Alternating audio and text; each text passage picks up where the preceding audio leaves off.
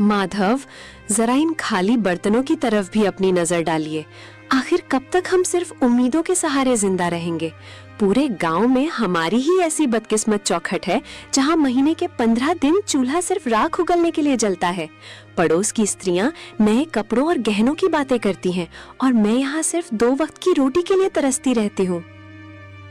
भाग्यवान, तुम जानती हो कि मैं मेहनत करने में कोई कसर नहीं छोड़ता। सुबह सूरज निकलने से पहले जंगल जाता हूँ और शाम ढले भारी बोझ उठाकर लौटता हूँ।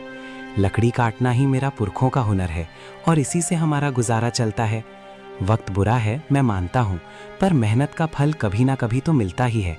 तुम चिंता मत करो, मैं आज जंगल के उस हिस्से में जाऊंगा जहाँ की लकड़ियाँ शहर के बाजार में ऊंचे दामों पर बिकती हैं।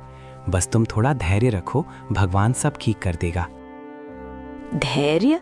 पिछले 10 सालों से मैं धैर्य का ही घूंट पीकर जी रही हूँ माधव। आपकी ये बातें अब मुझे दिलासा नहीं बल्कि जख्म देती हैं।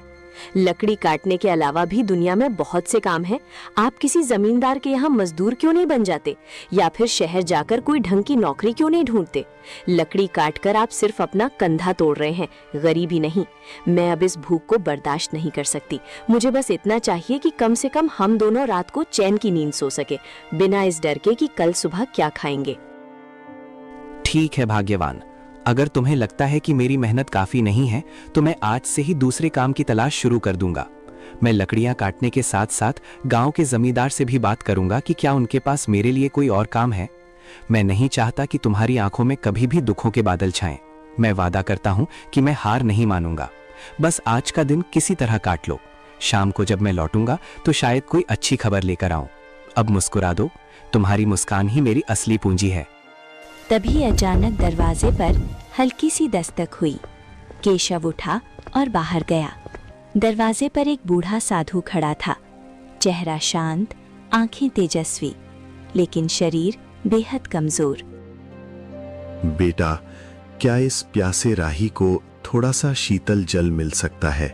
मैं मीलों का सफर तय करके आ रहा हूँ और अब मेरी देह मेरा साथ नहीं दे रही। कंठ सूख गया है और पैरों में छाले पड़ गए हैं। अगर तुम्हारे पास थोड़ा सा अन्न भी हो तो इस बूढ़े को दान कर दो। मुझे किसी राजसी भोग की इच्छा नहीं है, बस एक निवाला मिल जाए ताकि मैं अपनी यात्रा जारी रख सकूं। ईश्वर तुम्हारी